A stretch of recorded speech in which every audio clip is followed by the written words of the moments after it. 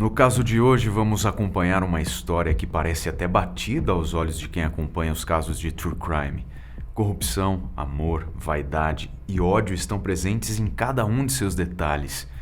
E nada pode definir mais o capítulo desse episódio trágico do que a principal sobrevivente dos ataques inescrupulosos de dois amantes. Para mim, os dois são assassinos a sangue frio e são animais. Eu sou o Marcos, sejam todos muito bem-vindos. Galera, o vídeo de hoje é patrocinado pela nossa parceira Surfshark. Para quem ainda não conhece, a Surfshark oferece um serviço de VPN que garante sua segurança online. Ela faz isso criptografando os dados da sua conexão, assim o seu IP verdadeiro fica oculto e totalmente protegido. Além disso, ela bloqueia rastreadores e malwares. E apesar de oferecer um serviço super completo, o programa é muito leve e roda fácil no celular, tablet e computador. E pessoal, a Surfshark não é importante só para quem trabalha com a internet como eu, mas para todo mundo que quer ter segurança. Veja só essas dicas. Você vai ter mais proteção para acessar o site do seu banco, seja pelo computador, tablet ou celular. Outra coisa interessante da Surfshark é que você pode mudar o país da sua conexão com apenas um clique e acessar todo o conteúdo exclusivo daquela região, como por exemplo a Netflix. E o melhor de tudo é que usando o cupom OINSÓLITO você vai ganhar 83% de desconto mais 3 meses grátis. Não vai perder essa oportunidade, né? O link vai estar aí na descrição. É isso, recados dados, vamos aos fatos.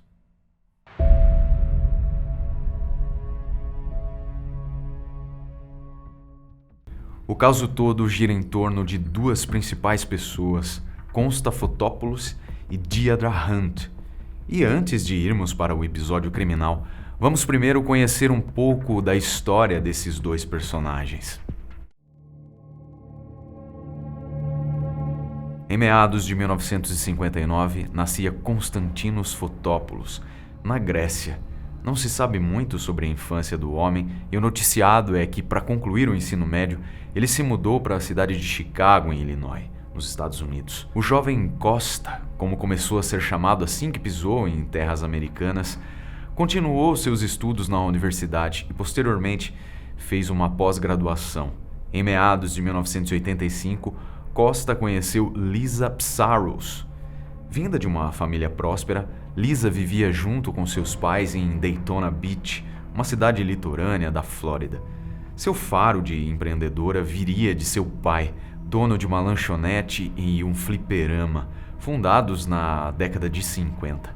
Após a morte dele, a mulher usou parte da herança que ele deixou para começar um pequeno parque de diversão familiar. Não passou nem um mês depois que se conheceram e Costa pediu a mão de Lisa em casamento. O pedido foi motivado por amor? Nem tanto, caríssimos. E vamos entender logo o que Konstantinos Fotopoulos amava realmente. Bem arranjado financeiramente no relacionamento, Costa estava em uma de suas melhores fases de vida. Apesar de não saber administrar bem o bar de sinuca, o Top Shot que tinha aberto recentemente e de algumas dívidas que começavam a surgir, ele estava bem. Já não podemos dizer o mesmo de Lisa. Mal sabia ela que aquele relacionamento iria dar início a um dos piores momentos de sua vida. Um episódio que, quando perguntada, ela resume em poucas palavras: Deus me protegeu. Agora vamos para Deirdre Hunt, uma mulher que foi parte importante para a primeira peça de dominó de todo esse caso macabro começasse a cair.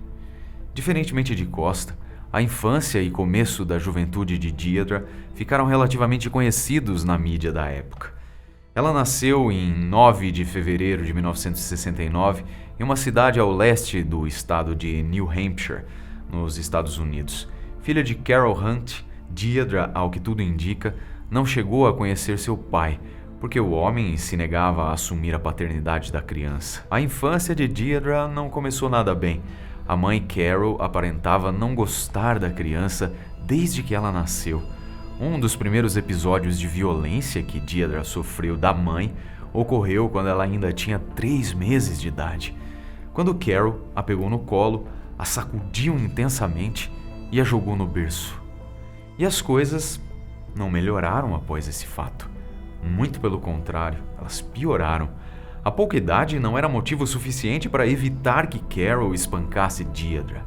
Anos mais tarde, quando foi perguntada, Carol afirmou que não tinha um motivo em específico para bater na pequena Deirdre.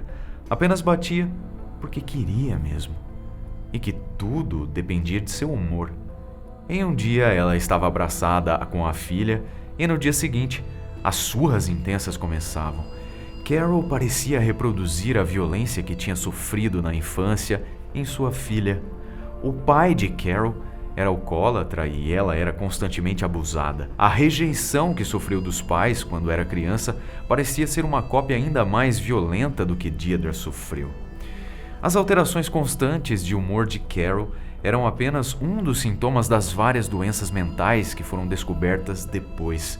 As variações entre bater na filha até deixá-la com marcas e a de acolher depois, demonstrando se importar com seu bem-estar emocional e físico, foram determinantes para diagnosticar Carol com transtorno dissociativo de identidade, ou o chamado transtorno de personalidades múltiplas. E nesse ponto aqui, talvez os mais assíduos aqui do Insólito possam estar se lembrando do caso de Jane Hines, que eu já contei aqui no canal. Inclusive vou deixar esse vídeo na tela final para vocês. O caso de Jane Hines retrata bem o nascimento desse transtorno devido aos traumas constantes na infância. Mas voltando aqui ao caso da Deirdre, não bastando a violência que ela constantemente vivia em casa, aos seus 11 anos ela foi abusada sexualmente por um de seus vizinhos. Não se sabe ao certo se ela contou para a mãe na época, mas de toda forma, Carol não chegou a registrar uma ocorrência do crime na polícia. Com base nessa breve contextualização, então, concluímos que Deirdre cresceu em um lar totalmente desestabilizado e sem apoio. Pouco depois de seu aniversário de 20 anos, Deirdre deu seu primeiro passo no mundo criminoso. Ela participou de um assalto à mão armada e foi capturada logo em seguida. Durante 6 meses ela ficou presa e, após cumprir sua pena, resolveu se mudar para encontrar novos ares e tentar uma nova oportunidade. E o destino?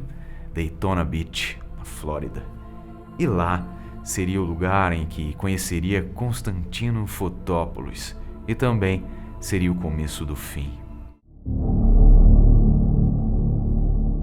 Deirdre Hunt pisou nas terras de Daytona Beach no verão de 1989, uma época particularmente delicada da vida de Costa, que estava lidando com as dívidas que começavam a acumular e com as autoridades policiais americanas no seu encalço.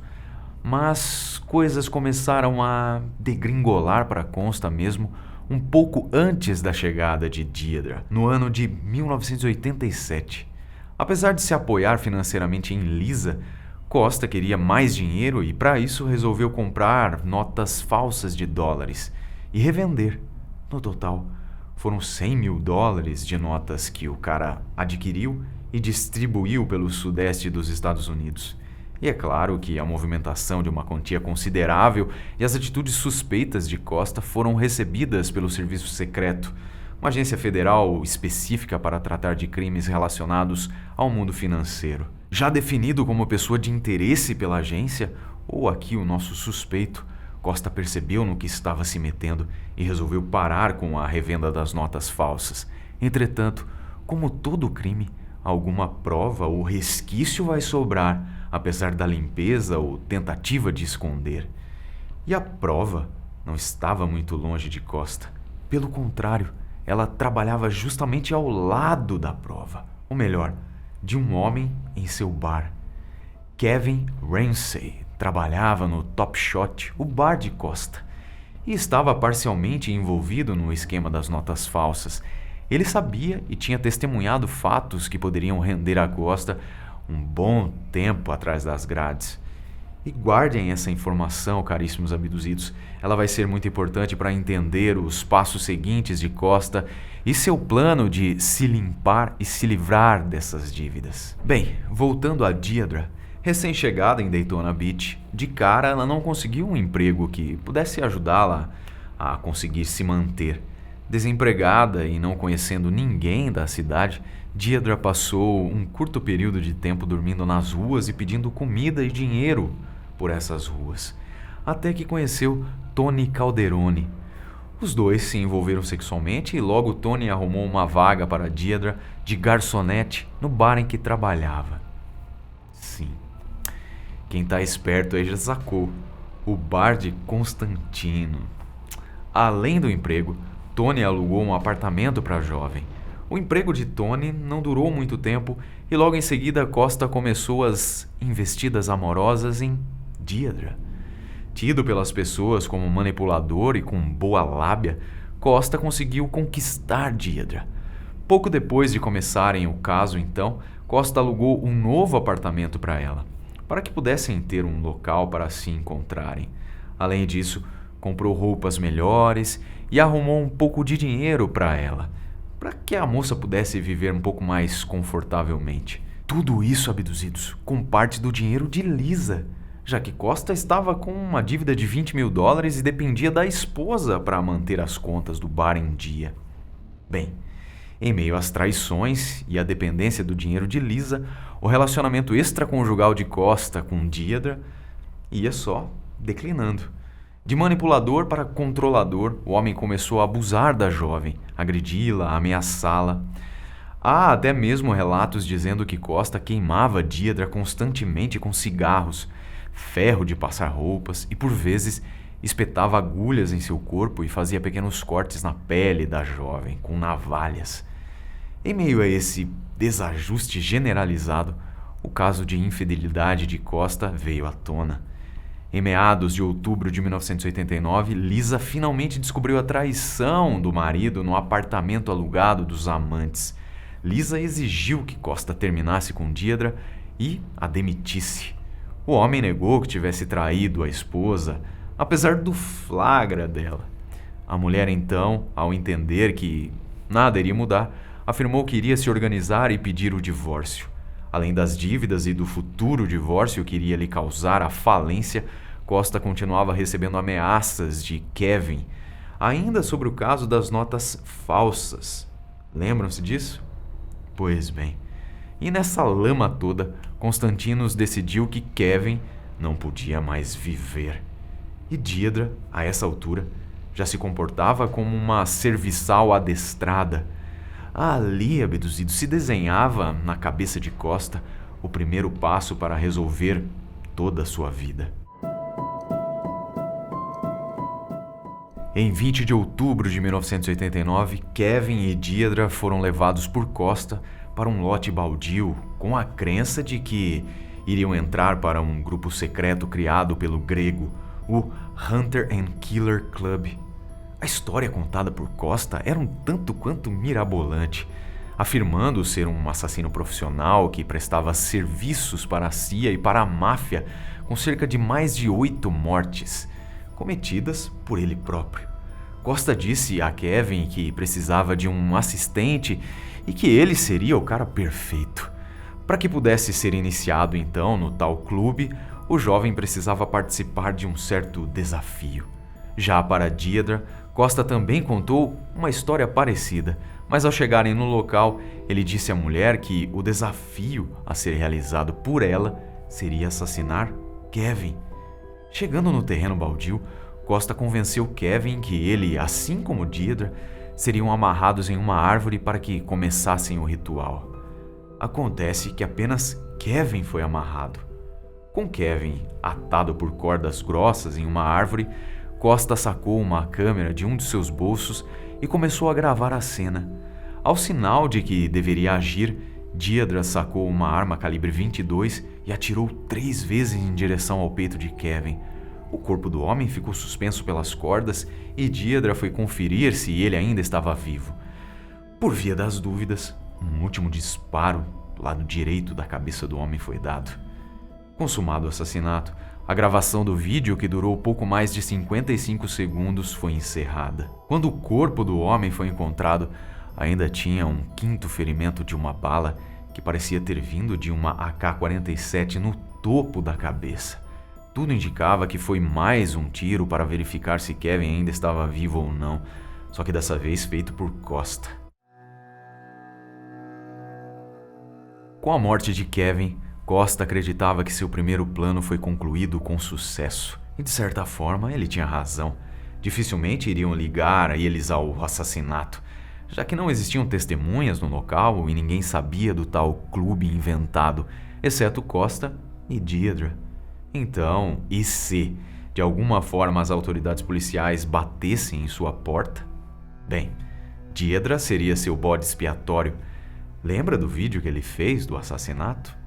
Em um momento algum ele aparece nas filmagens, e as imagens falam por si. Alguém estava gravando, mas Deirdre é mostrada assassinando Kevin. Além do mais, Costa estava convencido de que Deirdre estava na palma de sua mão. Além da fita que poderia usar como objeto de chantagem, Deirdre parecia estar cada vez mais disposta a fazer as vontades de Costa. Pois é, bizarro demais tudo isso, não é? Bom, para que pudesse continuar sua vida criminosa e abusadora em paz, faltava para Costa mais uma morte. Adivinhe. Pois é, Lisa, sua esposa. Como queria se manter bem longe dos holofotes principais dos assassinatos, Costa ordenou que Deirdre encontrasse um matador para pôr fim à vida de Lisa. E assim ela fez. Terra James foi o primeiro homem que Deirdre atraiu para que aquela trama criminosa pudesse ser concretizada. Com a promessa de uma boa quantia, caso conseguisse executar Lisa, Teja foi até a loja dela durante a tarde de 1º de novembro de 1989 e rendeu a mulher. Enquanto estava sob a mira da arma do homem, por um golpe do destino, Lisa conseguiu escapar da loja e conseguiu fugir. Apesar do alívio inicial, a paz de Lisa não iria durar sequer uma semana. Com o fracasso de Teja, Deirdre foi atrás então de um outro homem, Mike Cox. Um homem de 20 anos, era um amigo de Deirdre daquela época. Diante da proposta, o homem simplesmente negou o pedido. E gravem bem o nome de Mike. Seguindo, Deirdre ainda precisava de alguém que estivesse disposto a sujar as mãos. E dessa vez, ela não foi muito longe. Ali próximo do bar de Costa, Deirdre encontrou Brian Chase, um jovem de apenas 18 anos que perambulava todos os dias se drogando e causando pequenas confusões com outros amigos.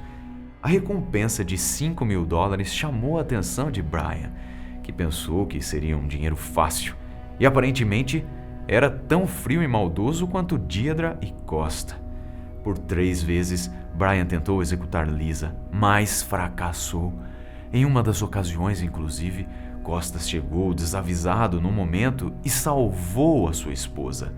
Até que chegou a madrugada de 4 de novembro de 1989. A noite estava começando a ir embora e o sol ameaçava aparecer, quando Brian invadiu a casa de Lisa. No primeiro andar, o criminoso rompeu uma das telas de proteção da janela do primeiro andar e conseguiu entrar. Dessa vez, Costa já estava avisado que Brian iria ali. Então, já estava preparado para a invasão. Assim que chegou no quarto, Brian se esgueirou para próximo da cama e deu o primeiro tiro no meio da testa de Lisa. Para conferir, Brian ainda tentou dar um segundo tiro, mas sua arma calibre 22 emperrou. Enquanto conferia a arma para atirar novamente na mulher, Brian foi surpreendido com um tiro. Aproveitando a distração do atirador, Costa pegou uma arma que já tinha deixado embaixo da cama e atirou na cabeça do rapaz. Bem, vocês devem estar pensando, o plano foi concluído. Com Lisa morta, Costa conseguiria o dinheiro do seguro de vida dela, todas as suas outras economias e a loja da mulher. E além de matar Brian, que seria um arquivo vivo, Costa se livrou de ter que pagar os $5.000 de recompensa para o garoto. Mas a vida, às vezes, nos prega uma peça, ou nos guarda uma surpresa não tão agradável. Cínico como era, Costa simulava um choro de desespero na ligação para o 911, pedindo socorro pela sua esposa assassinada ali ao seu lado.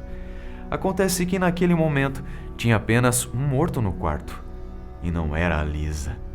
Apesar do tiro na testa, a bala de Brian perfurou o crânio da mulher, mas desviou e ficou alojada perto do osso do seu olho esquerdo. Talvez, como um milagre, a mulher ainda estava viva, e apesar do choque, ainda pôde ver Costa matando seu algoz.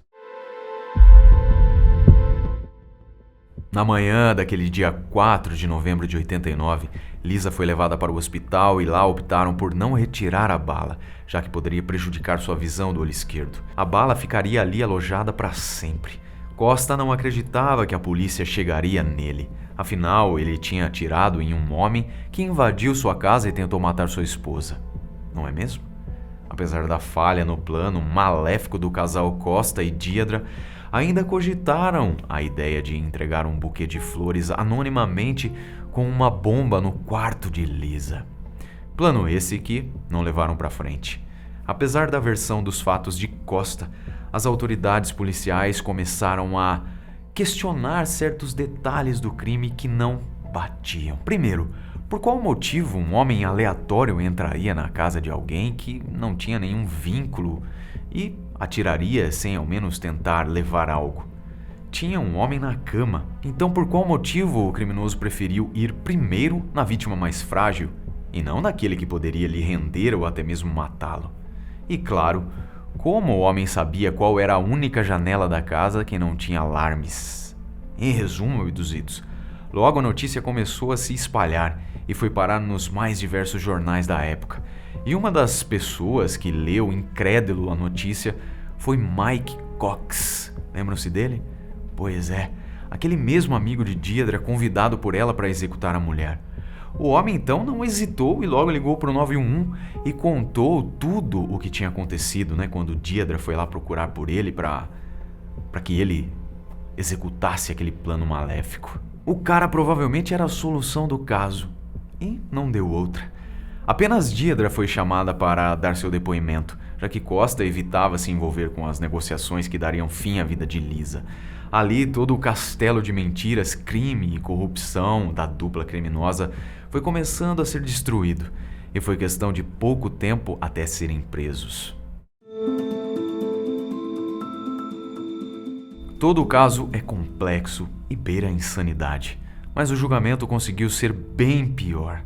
De início, Deirdre contou todo o plano de Costa e se declarou inocente das acusações de assassinato e conspiração. Ainda afirmou que o homem lhe coagiu a atirar em Kevin e negociar com os homens para assassinar Lisa. Costa, por outro lado, alegou também inocência e jogou no colo da mulher toda a culpa pelos assassinatos. Em meio a toda essa confusão e possibilidade de pena de morte para os dois, eis que surge Peter Nails, o advogado nomeado pelo tribunal para defender Deirdre. Usando de má fé e ganhando uma bolada de dinheiro, marcou uma entrevista exclusiva da mulher com um canal de TV, o que não poderia ter sido feito. E para piorar, ele pediu para que ela confessasse tudo o que tinha feito durante a entrevista, o que lhe causou mais problemas durante o julgamento. Enfim, no meio desse imbróglio foi erro atrás de erro, e a coisa ia por buraco cada vez mais. Mas o que importava é que, em meio a tantas versões e confusões, no ano de 1996, Deirdre Hunt foi sentenciada à prisão perpétua pelos 2 assassinatos. E o Constantino Fotopoulos, anos antes da condenação de Deirdre, ainda sustentando sua inocência, foi condenado à pena de morte pelos mesmos crimes e pela falsificação dos dólares. E a trama toda é tão bizarramente complexa que poderíamos falar dela aqui por muito mais tempo. Cada detalhe do caso parece ser mais assustador que o anterior e consegue revelar mentes doentias e completamente desprovidas de humanidade. Felizmente, a Lisa conseguiu sobreviver às tentativas de assassinato e hoje continua morando em Daytona Beach, agora com um novo marido. Deirdre Hunt continua presa e ficará lá até o fim de sua vida. Costa também continua preso, ainda no corredor da morte, aguardando o dia em que vai ter o fim que pretendia para sua esposa. Muito obrigado por sua companhia e até o próximo episódio.